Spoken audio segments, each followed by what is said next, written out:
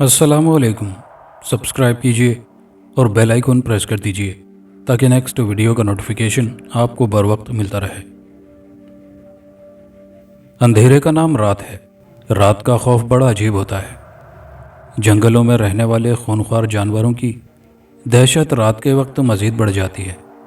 गांव और शहरों में दनदनाते चोर उचक्कों, डाकुओं और दहशतगर्दों की चांदी हो जाती है। रात ही वो वक्त है जिसमें शैतानी अमल होता है।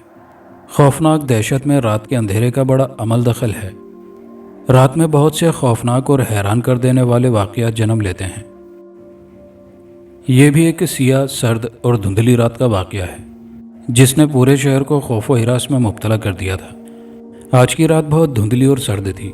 रात तो वैसे भी सियाह होती है, लेकिन धुंध ने रात के अंधेरे को मज़ीद गहरा कर दिया था। धुंध इतनी तेज़ थी कि चंद कदमों की मुसाफत पर कुछ भी नज़र नहीं आता था। सर्दी भी ऐसी कि हाथ पांव उछल, एहसासात मुंजमद। सर्दी और गहरी धुंध की वजह से शहर की सड़कें और मोहल्लों की गलियां वीरान थीं। लोग घरों में दुबके हुए थे। हर घर में हीटर और अंगीठियां ऑन थी, लेकिन आज शायद सर्दी ज़्यादा थी, इस वजह से सड़कें और गलियां सुनसान थीं। सेठ कासिम अचानक हड़बड़ा कर उठ बैठा। उसने इर्द गिर्द निगाहें दौड़ाईं। उसके कमरे की लाइटें रोशन थीं।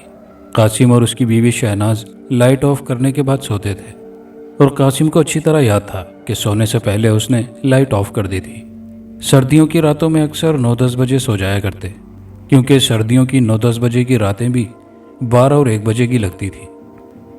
क्या हुआ कासिम? शहनाज ने आंखें मलते हुए कासिम से पूछा। पता नहीं, अचानक ही मेरी आंख खुली है, कासिम ने बताया।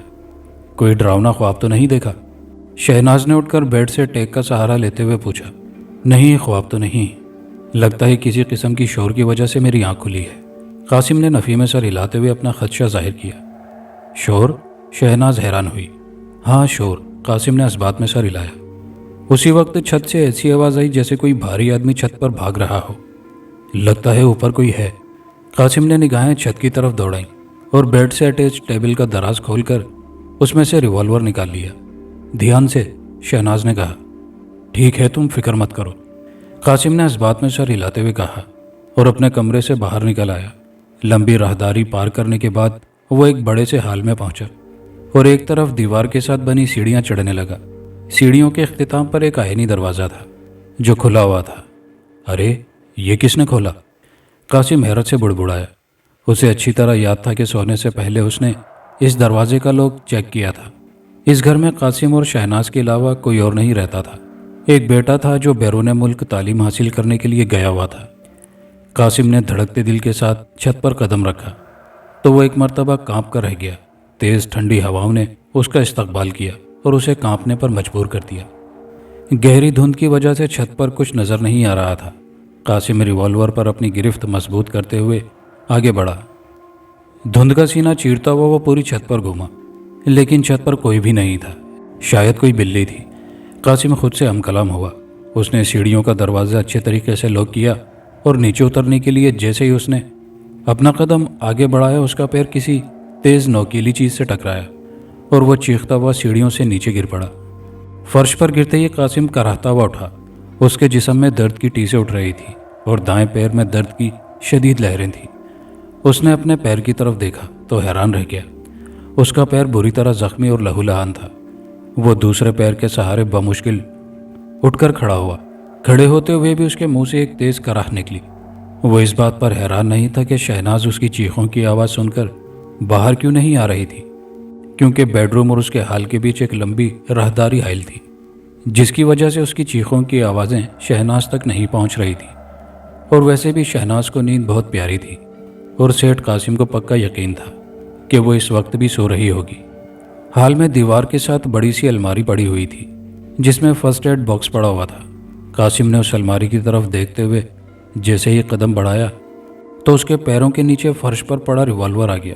नतीजतन कासिम का पैर एक मर्तबा फिर फिसला और वो बुरी तरह कमर के बल फर्श पर जा गिरा। उसके सर के पिछले हिस्से की नर्म हड्डी फर्श से टकराई तो उसके सामने तारे से नाचने लगे और वो बेसुध हो गया। मगर फिर जब उसको होश आया तो वो अपने सर के पिछले हिस्से को सहलाने लगा। उसी वक्त उसको हैरत का एक और शदीद झटका लगा। उसने तेज़ी से करवट ली और फर्श पर रेंगता हुआ उस जगह से काफ़ी दूर चला गया। अगर वो ऐसा ना करता तो छत पर लटका फानूस जो अचानक उसी की तरफ आ रहा था, उसके चेहरे का नक्शा बिगाड़ देता। फर्श पर गिरते ही फानूस चकनाचूर हो गया। कासिम फर्श पर पड़ा कभी चकनाचूर फानूस को देखता और कभी छत की तरफ। ये मेरे साथ क्या हो रहा है? वो परेशानी से बुड़बुड़ाया। फिर पैर में उठते शदीद दर्द ने उसे अपनी तरफ मुतवज्जो कर लिया।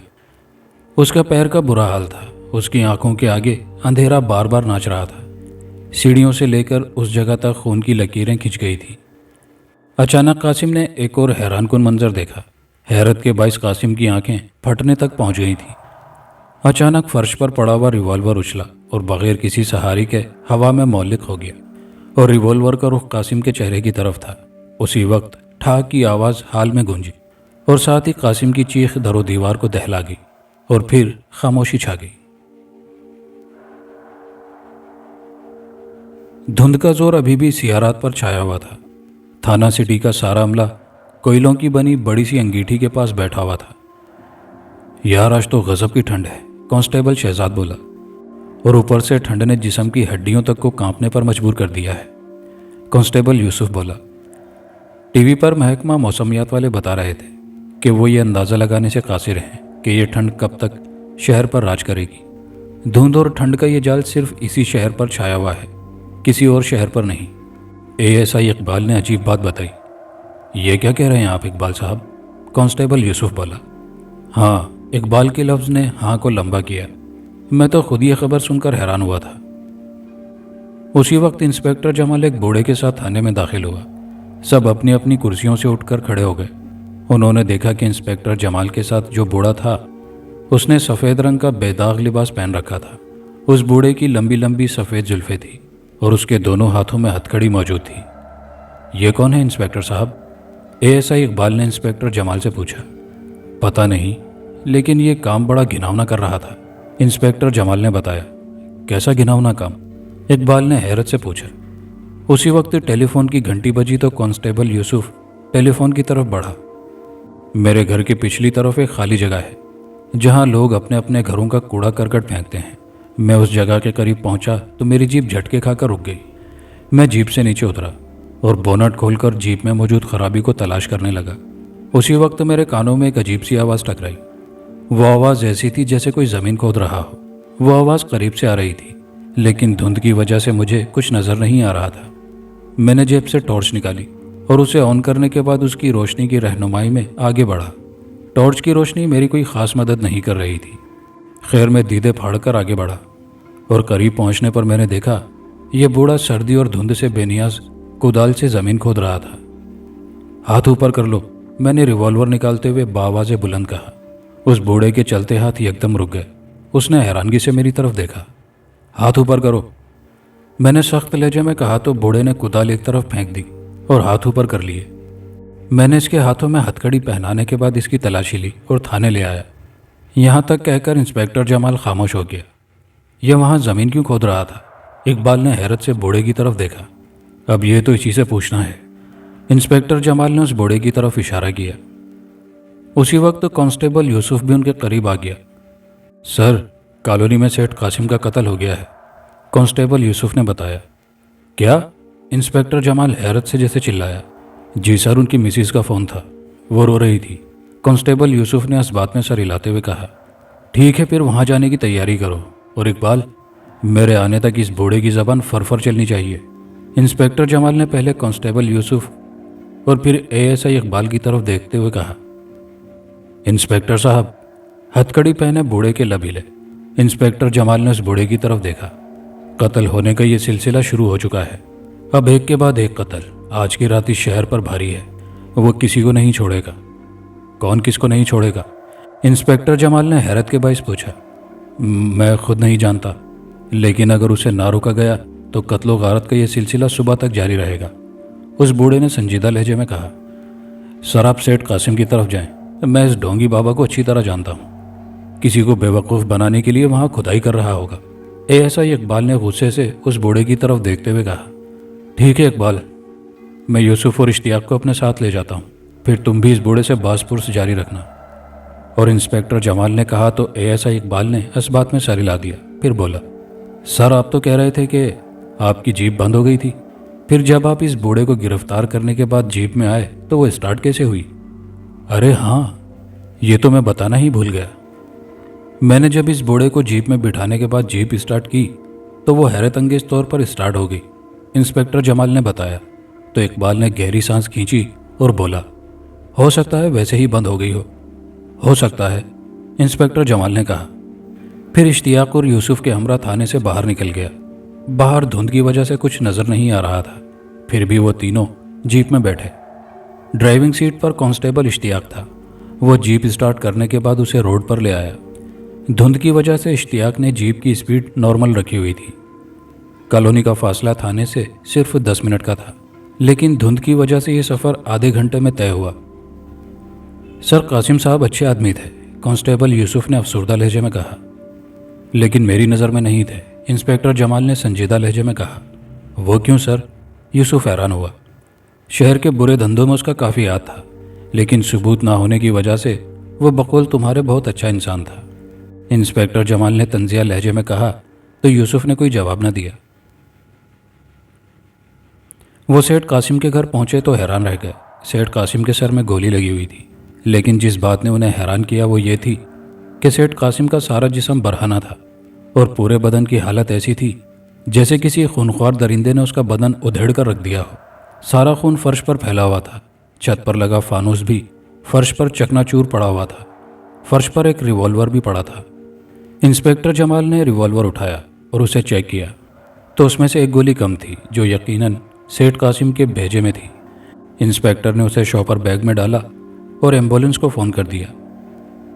इश्तियाक को समझ नहीं आ रही, इंस्पेक्टर ने उलझनामेज लहजे में कहा।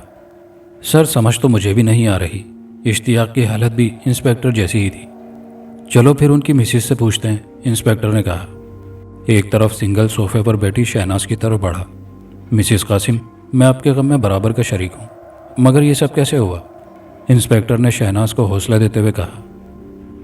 मुझे खुद नहीं मालूम कि यह सब कैसे हुआ, शहनाज ने बिलखते हुए टूटे फूटे लफ्ज़ों में बताया। क्या मतलब? इंस्पेक्टर हैरान हुआ। मैं तो अपने बेडरूम में सो रही थी, शहनाज हिंचकियाँ भरते हुए बोली। इतना कुछ हो गया, आप सो रही थी? जहाँ तक मेरा ख्याल है पहले कासिम साहब सीढ़ियाँ चढ़कर ऊपर पहुँचे, फिर कातिल ने उन पर हमला किया। वो सीढ़ियों से नीचे गिरे क्योंकि सीढ़ियों से लेकर फर्श तक एक लकीर है। कातिल ने उनके पाँव पर हमला किया होगा क्योंकि खून की लकीर में पैर के निशान वाज़ेह हैं। फिर वो जैसे ही उठकर आगे बढ़े तो उनका पाँव रिवॉल्वर पर आ गया और वो फिसल गए क्योंकि रिवॉल्वर पर खून के धब्बे लगे हुए थे। कातिल के हाथों के निशान तो वो हो नहीं सकते क्योंकि कातिल अक्सर हाथों पर दस्ताने चढ़ाते हैं। फिर जब उन पर छत का फानूस गिरने लगा तो वो करवट बदल कर अपनी जान बचाने में कामयाब हो गए, लेकिन फिर कातिल ने उनकी पेशानी पर गोली मार दी। लेकिन दो हैरानकुन पहलू हैं। एक ये कि छत का फानूस कैसे गिरा, और दूसरा पहलू ये कि सेठ साहब की बॉडी ऐसी हालत में किसने की, क्योंकि ये किसी इंसान का काम नहीं लगता। इंस्पेक्टर ने अपनी थ्योरी बयान करते हुए अपने खदशात भी बयान कर दिए। इंस्पेक्टर साहब, हमारा बेडरूम हाल से काफ़ी दूर है, वहाँ कुछ सुनाई नहीं देता क्योंकि हाल और बेडरूम के बीच एक लंबी राहदारी आती है। मेरी आँख खुली तो कासिम हैरत से इर्द गिर्द देख रहे थे। मैंने जागने की वजह पूछी तो उन्होंने बताया किसी किस्म के शोर की आवाज़ से उनकी आँख खुली है। फिर छत पर किसी के भारी कदमों की आवाज़ सुनाई दी।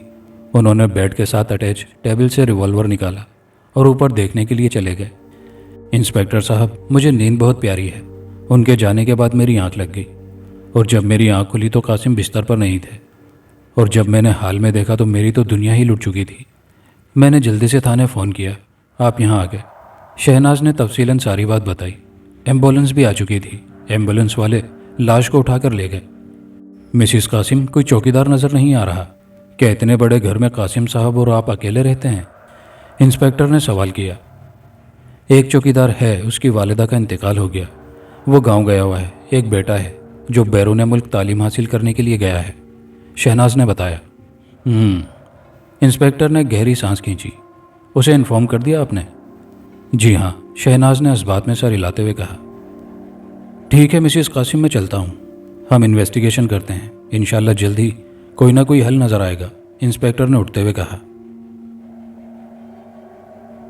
एम्बुलेंस नॉर्मल स्पीड से सड़क पर जा रही थी।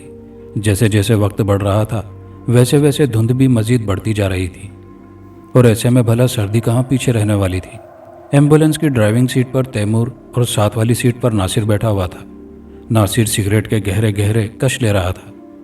यार तैमूर, इतनी धुंध और ठंड में भी हमारा काम ख़त्म नहीं होता, नासिर ने मुंह बनाते हुए कहा। जब हमारा काम ही ऐसा है तो फिर क्या धुंध और क्या ठंड, तैमूर ने मुस्कुराते हुए नासिर की तरफ देखा। डॉक्टर भी तो हैं जो कि 8 बजते ही घरों को चले जाते हैं। नासिर का आज मूड ख़राब था। वो डॉक्टर हैं, पढ़ लिख कर दिन रात एक करके कुछ बने हैं, लेकिन हम जैसे अनपढ़, और यही हमारी खुशकिस्मती है कि हम नौकरी पर हैं, तैमूर ने बदस्तूर मुस्कुराते हुए कहा। बस यार हमारी किस्मत भी, नासिर ने बेजार लहजे में बात अधूरी छोड़ दी। इसमें किस्मत के क्या कसूर, पढ़ा लिखा हमने नहीं और कसूर किस्मत का, तैमूर ने हंसते हुए कहा। जब हमारी किस्मत में यही लिखा हो कि हम सरकारी अस्पताल की एम्बुलेंस की ड्राइविंग करनी है तो फिर इसमें भला हम क्या कर सकते हैं, नासिर ने कहा। नासिर, ये दुनिया इम्तिहान का कमरा है और अल्लाह ताला ने हमें 2 रास्ते दिए हैं, एक नेकी का और दूसरा बदी का। चुनने का इख्तियार हमें अल्लाह ताला ने दिया है, अब ये हम पर है कि नेकी चुने या बदी, तैमूर ने मुस्कुराते हुए कहा तो नासिर हैरत से उसका मुंह तकने लगा। उसी वक्त टायर फटने की आवाज़ सुनाई दी। तैमूर ने गाड़ी सड़क के एक तरफ लगाई। वो दोनों अपना अपना दरवाज़ा खोलकर बाहर आए तो तेज़ ठंडी हवाओं ने उन्हें कांपने पर मजबूर कर दिया। इसे भी अभी पंक्चर होना था, नासिर ने गुस्से से टायर पर पाँव मारा। ड्राइवर साइड का अगला टायर पंक्चर हुआ था। इस पर गुस्सा होने से कुछ नहीं होगा, जल्दी से टायर बदलो वरना हमारी कुल्फ़ी जम जाएगी, तैमूर ने सर्दी के बाइस कांपते हुए कहा। ठीक है बदलता हूँ, नासिर ने कहा और एम्बुलेंस के पिछले हिस्से की तरफ बढ़ा। तैमूर अब दोनों हाथों को आपस में रगड़ रहा था। तैमूर, नासिर की चिल्लाती हुई आवाज़ तैमूर के कानों में पड़ी तो तैमूर तेज़ी से पिछले हिस्से की तरफ भागा। तैमूर ने देखा एम्बुलेंस के पिछले दोनों दरवाजे खुले हुए थे और नासिर हैरत से एम्बुलेंस के अंदर देख रहा था। एम्बुलेंस के अंदर जलते हुए बल्ब की रोशनी बाहर आ रही थी। क्या हुआ नासिर, तैमूर ने सर्दी के बाइस कांपते हुए होंठों से पूछा। एम्बुलेंस के अंदर से लाश गायब है, नासिर ने हैरानकुन बात बताई। क्या, तैमूर हैरत के बाइस उछल पड़ा और साथ ही एम्बुलेंस के अंदर दाखिल हो गया। एम्बुलेंस में से वाकई सेठ कासिम की लाश स्ट्रेचर समेत गायब थी। लाश कहाँ गई, तैमूर परेशानी से बुड़बुड़ाया।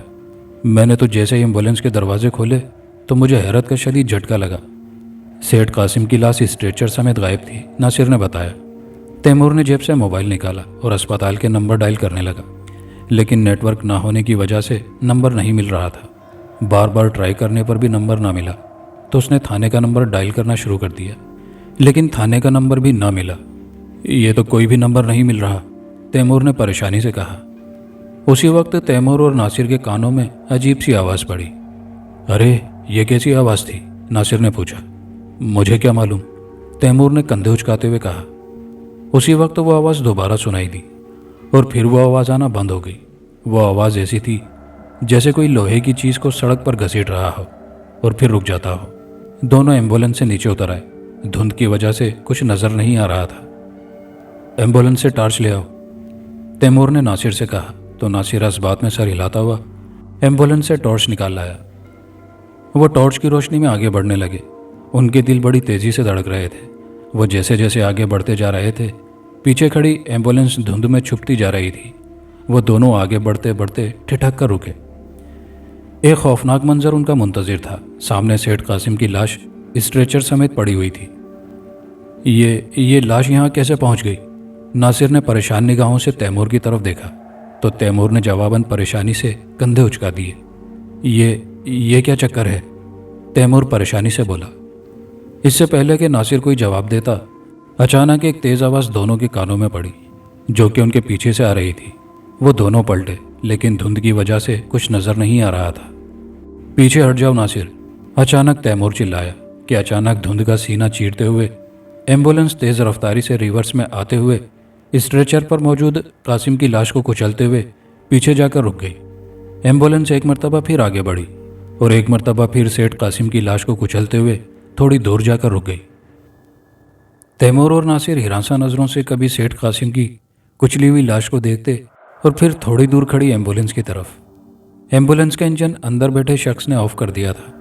दोनों की निगाहें अब एम्बुलेंस से उतरने वाले शख्स पर थी, लेकिन एम्बुलेंस से कोई नीचे ना उतरा।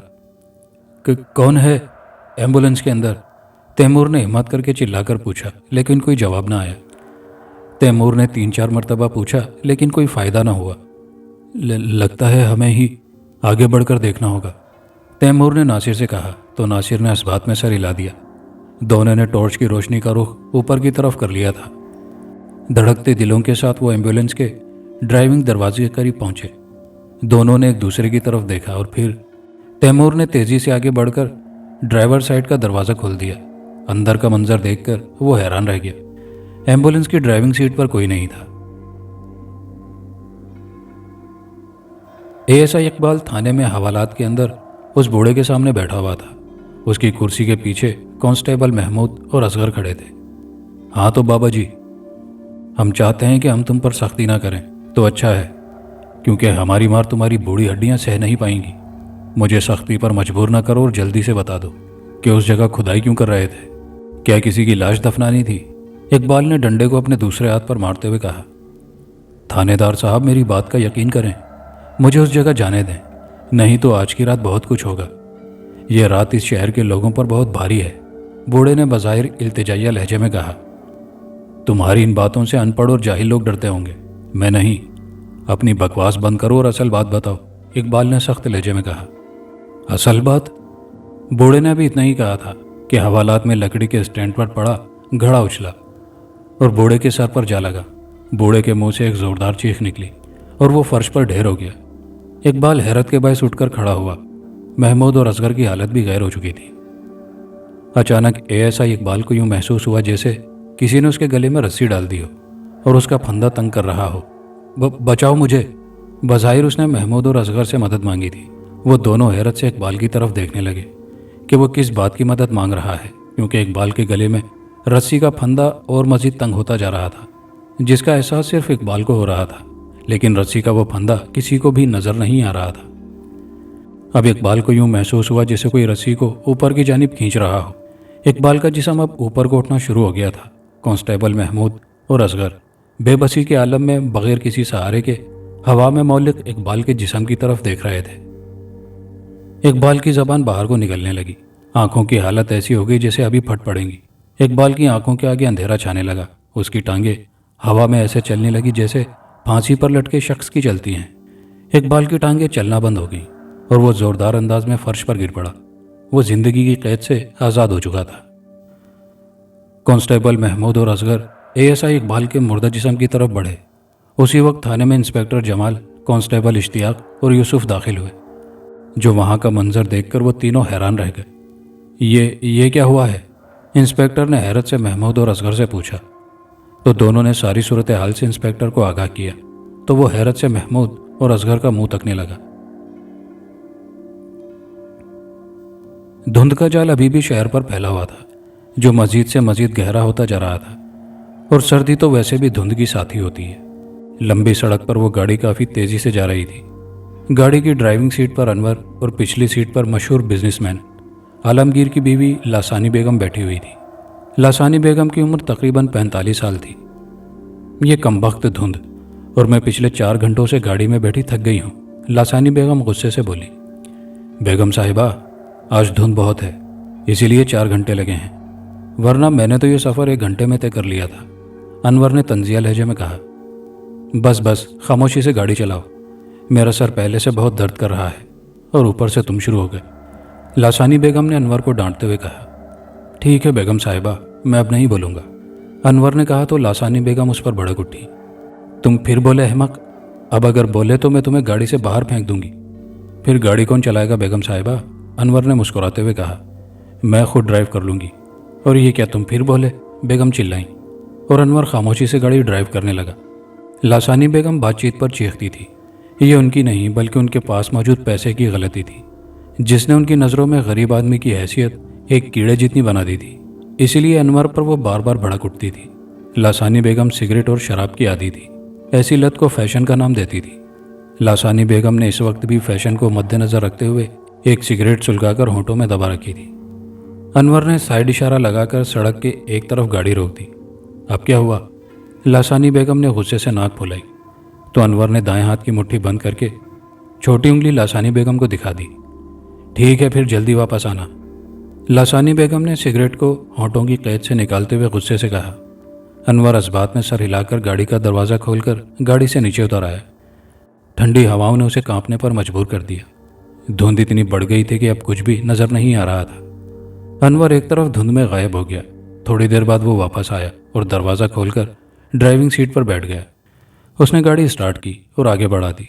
फिर अचानक धुंध के नरगे से अनवर बाहर निकला और सड़क पर जाती गाड़ी को देखकर हैरान रह गया। अरे ये क्या?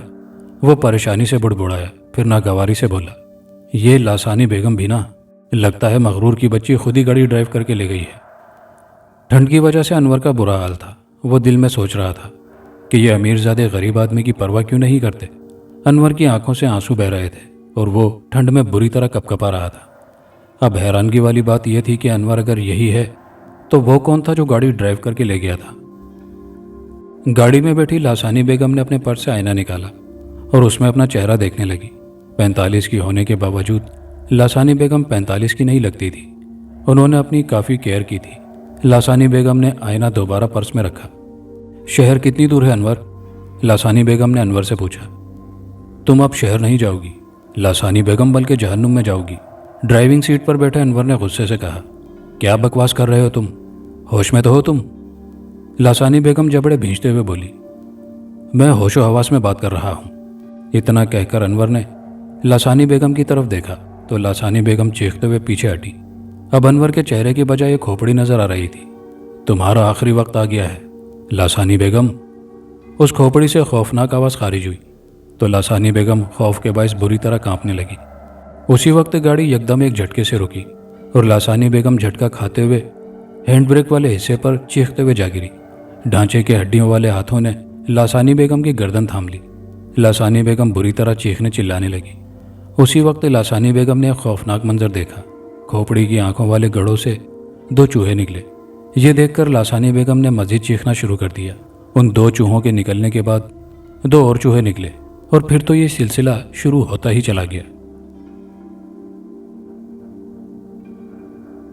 इंस्पेक्टर जमाल परेशानी के आलम में अपने ऑफिस में कुर्सी की पुश्ते से सर टिकाए आंखें बंद किए हुए बैठा था। थोड़ी देर पहले नासिर और तैमूर भी आए थे और अपनी आपबीती सुना चुके थे। इंस्पेक्टर हैरान था कि ये क्या हो रहा है। अब तक के करियर में पहले कभी भी उसके साथ ऐसा नहीं हुआ था। पहले ज़मीन खोदता वो बूढ़ा, फिर सेठ कासिम की अजीबोगरीब मौत, बूढ़े की अजीबोगरीब बातें, नासिर और तैमूर के साथ होने वाला हैरानकुन वाक़या और फिर ASI इकबाल की नाकाबिले यकीन मौत। इंस्पेक्टर एक अजीब सी उलझन में फंस गया था। वो जिन बातों पर यकीन नहीं करता था, आज उन्हीं बातों से उसका वास्ता पड़ रहा था। सेठ कासिम की हैरानकुन मौत, एम्बुलेंस से अचानक सेठ कासिम की लाश का गायब हो जाना और फिर बगैर ड्राइवर के एम्बुलेंस का चलना और सेठ कासिम की सड़क पर पड़ी लाश को कुचलना। ASI इकबाल की मौत, जिसके चश्मदीद गवाह कांस्टेबल असगर और महमूद थे। इंस्पेक्टर को हवालात में बंद बूढ़े की बातें याद आने लगी। कत्ल का सिलसिला शुरू हो चुका है। अब एक के बाद एक कत्ल होगा। आज की रात इस शहर पर भारी है। वो किसी को नहीं छोड़ेगा। अगर उसे रोका ना गया तो कत्लो गारत का ये सिलसिला सुबह तक चलेगा। अब तक बूढ़े की पेशनगोई काफ़ी हद तक सच ही हुई थी। पिछले 4 घंटों में 2 खौफनाक और हैरानकुन अमवात हो गई थी और तीसरी की इत्तला कांस्टेबल यूसुफ ने उसे आकर दी थी। इंस्पेक्टर साहब, शहर से थोड़ी दूर GT रोड पर मशहूर बिजनेसमैन आलमगीर की मिसिज लासानी की खौफनाक मौत हो गई है। क्या? इंस्पेक्टर परेशानी से चिल्लाया। वो अपना सर पकड़कर बैठ गया। ठीक है यूसुफ, वहाँ चलने की तैयारी करो। थोड़ी देर बाद इंस्पेक्टर ने अपना सर उठाते हुए कहा। इंस्पेक्टर यूसुफ इस्बात में सर हिलाता हुआ बाहर जाने लगा तो इंस्पेक्टर ने उसे रोका। सुनो यूसुफ। जी साहब। यूसुफ रुका। उस बूढ़े को मेरे कमरे में भेजो, इंस्पेक्टर ने कहा तो यूसुफ एक बार फिर इस्बात में सर हिलाता हुआ कमरे से बाहर निकल गया। थोड़ी देर बाद वो बूढ़ा इंस्पेक्टर जमाल के सामने कुर्सी पर बैठा हुआ था। बाबा जी, ये क्या चक्कर है? इंस्पेक्टर ने नर्म लहजे में पूछा। पानी का घड़ा लगने की वजह से उनका सर फट गया था। तैमूर ने बाबा जी की मरहम पट्टी कर दी थी। चक्कर बाद में समझा जाएगा इंस्पेक्टर साहब, पहले हमें कत्ल का ये सिलसिला रोकना होगा, बाबा जी ने कहा। लेकिन ये सब कुछ क्यों हो रहा है बाबा जी? इंस्पेक्टर ने उलझना में इस लहजे में पूछा। यह सब कुछ आपको भी पता चल जाएगा, लेकिन सबसे पहले हमें آپ کے گھر کی پچھلی طرف خالی جگہ پر جانا ہوگا، تبھی ساری حقیقت کھل کر سامنے آئے گی، بابا جی نے کہا۔ ٹھیک ہے بابا جی، میں پہلے ابھی ہونے والے حادثے کی طرف ہو کر آتا ہوں، پھر ہم وہاں چلتے ہیں، انسپکٹر نے کہا۔ نہیں انسپکٹر صاحب، وقت بہت کم ہے، صرف آج کی رات ہم پر بھاری ہے، اذان ہونے میں بھی وقت ہے، اس عرصے میں مزید کئی خون ہو سکتے ہیں، ہمیں دیر نہیں کرنی چاہیے، بابا جی نے تیز لہجے میں کہا۔ ٹھیک ہے بابا جی، پھر ہم وہیں چلتے ہیں، انسپکٹر نے اس بات میں سر ہلاتے ہوئے کہا۔ پھر وہ اپنی کرسی سے اٹھ کھڑا ہوا۔ رات کے 2:30 بجے کا وقت ہونے کے باوجود اس بار میں کافی رش تھا۔ ویسے بھی ایسی دھندلی ٹھنڈ راتوں میں شراب خانوں میں کافی رش ہوتا ہے۔ بار میں ہیٹر آن تھے اور سردی کی باقی کمی شراب پوری کر رہی تھی۔ بار میں بیٹھے ہوئے لوگ اپنے طور پر لطف اندوز ہو رہے تھے۔ ان لوگوں میں مائیکل بھی شراب کے گلاس پر گلاس اپنے حلق میں انڈیل رہا تھا۔ وہ بار کے مالک کے کاؤنٹر کے پاس پڑی کرسیوں میں سے ایک پر بیٹھا ہوا تھا۔ اچانک کاؤنٹر کے سامنے لگی الماری میں موجود شیشوں کے گلاس میں سے ایک گلاس اچھلا اور مائیکل کے چہرے پر زور سے جا لگا۔ مائیکل کے منہ سے ایک زوردار چیخ نکلی۔ اوئے، کس حرام زادے نے یہ گلاس مجھے مارا ہے، مائیکل نے چیختے ہوئے کہا۔ گلاس کی کچھ کرچیاں اس کے گال میں چپ گئی تھی۔ بار کا مالک حیرت سے اس الماری کی طرف دیکھنے لگا، کیونکہ اس نے خود الماری سے گلاس کو اچھلتے اور مائیکل کے چہرے پر لگتے دیکھا تھا۔ مائیکل کے گال سے خون نکل رہا تھا۔ ایک اور گلاس الماری سے اچھلا اور اس کے چہرے پر جا لگا۔ اب بار میں موجود سب لوگ اس طرف متوجہ ہو گئے تھے۔ الماری سے تیسرا گلاس اچھلا اور وہ بھی اس کے چہرے پر جا لگا، تو پھر مائیکل پر گلاسوں کی بارش شروع ہو گئی۔ الماری میں موجود تمام گلاس ختم ہو چکے تھے۔ وہ مائیکل کے چہرے سے ٹکرانے کے بعد فرش پر ٹکڑوں کی شکل میں بکھرے ہوئے تھے۔ اچانک گاہکوں کی ٹیبل پر پڑے گلاس اچھلے اور بیک وقت مائیکل کے جسم سے جا ٹکرائے۔ مائیکل کا چہرہ لہو لہان ہو چکا تھا اور چہرے کو بچاتے ہوئے ہاتھ بھی بری طرح زخمی ہو گئے تھے۔ بار میں موجود سب لوگ خوفزدہ اور ہراساں نظروں سے مائیکل کی طرف دیکھ رہے تھے کہ اچانک مائیکل اچھلا اور بار کا بیرونی دروازہ جو شیشے کا بنا ہوا تھا توڑتا ہوا باہر جا گرا۔ بار میں موجود سب لوگ باہر کی طرف بھاگے۔ مائیکل باہر گرتے ہی چیختے ہوئے اٹھ کر کھڑا ہوا۔ وہاں کھڑے لوگوں نے ایک عجیب و غریب منظر دیکھا۔ اچانک مائیکل کے جسم سے یکدم کپڑے غائب ہو گئے۔ بار کے باہر دونوں طرف قطار کی صورت میں لوگوں کی گاڑیاں کھڑی تھیں۔ اچانک ان کاروں کی ونڈ اسکرینیں ٹوٹی اور کانچ کے وہ ٹکڑے مائیکل کے جسم سے جا ٹکرائے تو مائیکل کا سارا وجود خون میں نہا گیا۔ مائیکل زمین پہ گرا اور بری طرح تڑپنے لگا۔ بار کے پاس کھڑے لوگ بے بسی سے اس کی خوفناک موت کا تماشا دیکھ رہے تھے۔ جلدی مائیکل ٹھنڈا ہو گیا۔ اس کے ٹھنڈا ہوتے ہی بار کے باہر موجود لوگوں نے ایک اور عجیب و غریب منظر دیکھا۔ پوری فضا پر پھیلے دھند کے بادل تیزی سے چھٹنے لگے۔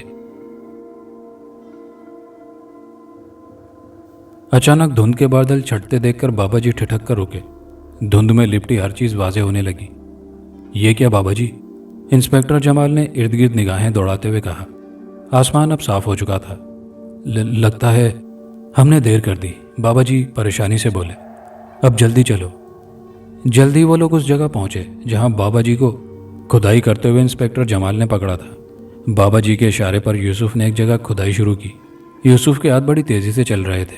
کافی دیر کھودنے کے بعد بابا جی نے یوسف کو ہاتھ کے اشارے سے روکا اور کہا، یوسف اب تم گڑھے میں اتر کر مٹی باہر پھینکو، کیونکہ کدال کا کام ختم ہو چکا ہے۔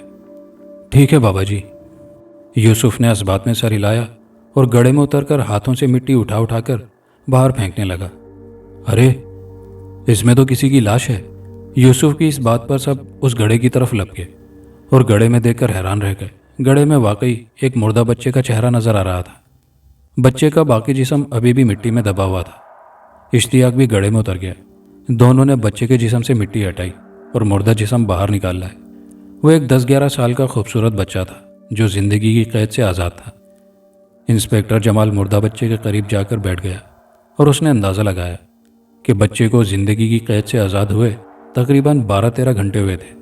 بچے کا دھڑ بری طرح کچلا ہوا تھا، جو کہ کسی گاڑی کے ٹائروں نے کچلا تھا، اور موت کی وجہ بھی یہی تھی۔ سر، یہ تو آج تھانے میں لایا گیا تھا، کانسٹیبل یوسف نے غور سے بچے کی طرف دیکھتے ہوئے کہا۔ کیا مطلب؟ انسپکٹر حیران ہوا۔ جی انسپکٹر صاحب، اس بچے کو تھانے لایا گیا تھا۔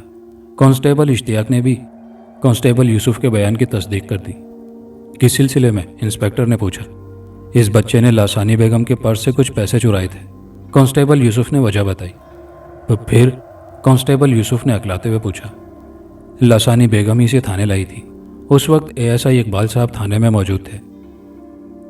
इस नाली के कीड़े ने मेरे पर्स से 1000 रुपये चुराने की कोशिश की और मैंने इसे पकड़ लिया। लासानी बेगम ने उस बच्चे के गाल पर जोरदार थप्पड़ मारते हुए इकबाल साहब से कहा। बच्चा रोने लगा। क्यों बे हराम की तुखम, चोरी करता है तू?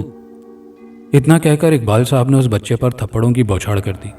मिसिज आलमगीर आप जाएं, इस नाली के कीड़े को मैं देख लूंगा, इकबाल साहब ने कहा तो लासानी बेगम इस बात में सर हिलाते हुए थाने से बाहर निकल गई। इकबाल साहब ने उस बच्चे को थोड़ी देर के लिए हवालात में रखा और फिर छोड़ दिया। कांस्टेबल यूसुफ ने तफसीलन सारी बात इंस्पेक्टर को बता दी। लेकिन फिर इस बच्चे की मौत कैसे हुई? इंस्पेक्टर परेशानी से बुड़बुड़ाया। मैं पता करता हूँ, इतना कहकर बाबा जी ने उस कुचले हुए बच्चे के जिस्म पर हाथ रखा और मोही मुंह में कुछ पड़ने लगे। फिर वहां मौजूद सबने देखा, एक कोने में धुआं जमा होना शुरू हो गया और फिर उस धुएं ने एक इंसानी खदोखाल इख्तियार करने शुरू कर दिए।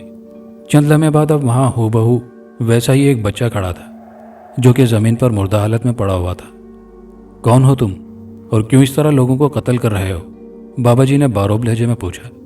मैं खुद नहीं जानता कि मैं कौन हूँ, वो बच्चा दुखी लहजे में बोला। क्या मतलब? बाबा जी हैरान हुए।